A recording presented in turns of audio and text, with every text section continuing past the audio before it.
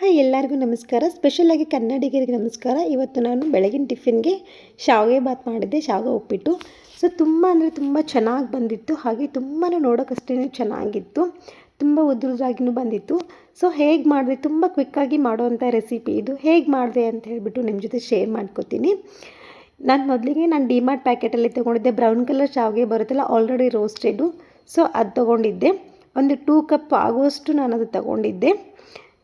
ಮೊದಲಿಗೆ ಒಂದು ಪಾತ್ರೆ ಬಿಸಿ ಇಟ್ಕೊಂಡು ಅದಕ್ಕೆ ಪಾತ್ರೆ ಬಿಸಿ ಆದಮೇಲೆ ಸ್ವಲ್ಪ ಎಣ್ಣೆ ಹಾಕೋಬೇಕು. ನಿಮಗೆ ತುಪ್ಪ ಅಂದರೆ ತುಪ್ಪ ಇಷ್ಟ ಇದ್ದರೆ ತುಪ್ಪ ಹಾಕೋಬೋದು. ನಾನಿಲ್ಲಿ 2 ಟೇಬಲ್ ಸ್ಪೂನ್ ಆಗೋಷ್ಟು ಎಣ್ಣೆ ಹಾಕ್ಕೊಂಡಿದ್ದೀನಿ. ನೀವು ತುಪ್ಪ ಇಷ್ಟ ಇದ್ದರೆ ಎಣ್ಣೆ 1 2 ಸ್ಪೂನ್ ಹಾಕ್ಕೊಳ್ಳಿ, ತುಪ್ಪ 1 ಸ್ಪೂನ್ ಹಾಕ್ಕೊಳ್ಳಿ, ತುಂಬ ಚೆನ್ನಾಗಿರುತ್ತೆ. ಎಣ್ಣೆ ಬಿಸಿ ಆದಮೇಲೆ ಸ್ವಲ್ಪ ಉದ್ದಿನಬೇಳೆ ಹಾಗೆ ಸ್ವಲ್ಪ ಕಡಲೆಬೇಳೆ ಎರಡನ್ನೂ ನಾನು ಮಿಕ್ಸ್ ಮಾಡಿಕೊಂಡು ಅದು ಸ್ವಲ್ಪ ಹೊಂಬಣ್ಣ ಬರೋ ತನಕ ನಾನು ಅದನ್ನು ಹುರ್ಕೋತೀನಿ. ಅದು ಹುರಿಯುವಾಗಲೇ ತುಂಬ ಘಮ ಅಂತ ಸ್ಮೆಲ್ ಬರ್ತಾನೆ ಇರುತ್ತೆ. ಸೊ ನೋಡಿ, ಈ ಥರ ನಾನು ಹುರ್ಕೋತೀನಿ.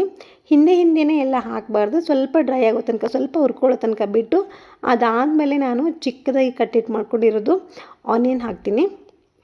ಇವಾಗ ಸಾಸಿವೆ ಜೀರಿಗೆ ಹಾಕ್ಕೋತಾ ಇದ್ದೀನಿ.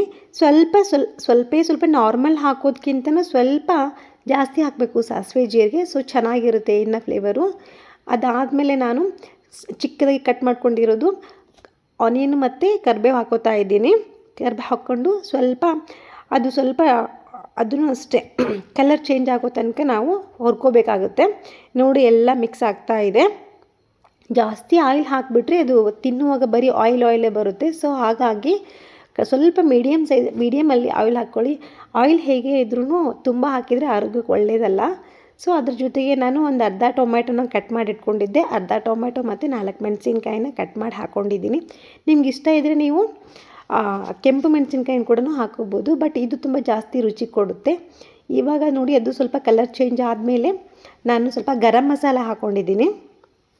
ಗರಂ ಮಸಾಲ ಹಾಕ್ಕೊಂಡು ಎಲ್ಲ ಫುಲ್ ಮಿಕ್ಸ್ ಆಗೋ ಥರ ಅದನ್ನು ಹುರ್ಕೊಂಡು ಅದಾದಮೇಲೆ ಸ್ವಲ್ಪ ಅರಿಶಿನ ಪುಡಿ ಹಾಕ್ಕೊಂಡಿದ್ದೀನಿ.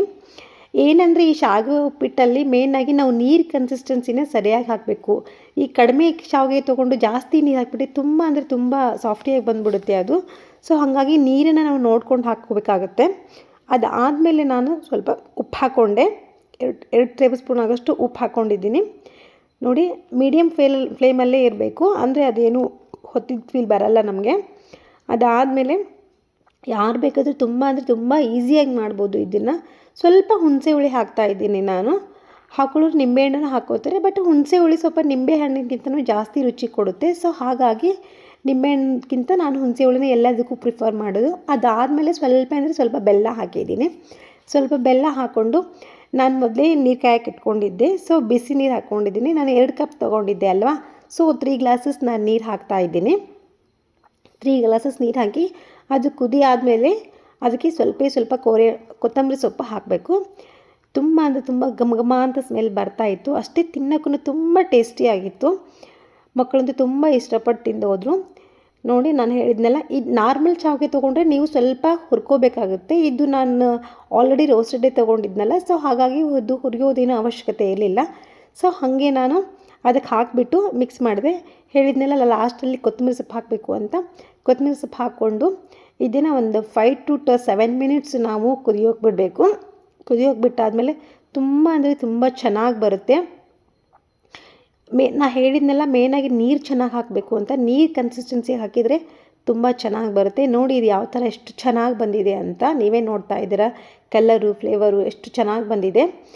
ನೀವು ಯಾವ ಥರ ಶಾವಿಗೆ ಮಾಡ್ತಾಯಿದ್ದೀರಾ, ಹಾಗೆ ನೀವು ಎಲ್ಲಿಂದ ನೋಡ್ತಾ ಇದ್ದೀರಾ ವಿಡಿಯೋ ಅಂತ ಹೇಳಿ ಇಷ್ಟ ಆದರೆ ಕಮೆಂಟ್ ಮಾಡಿ.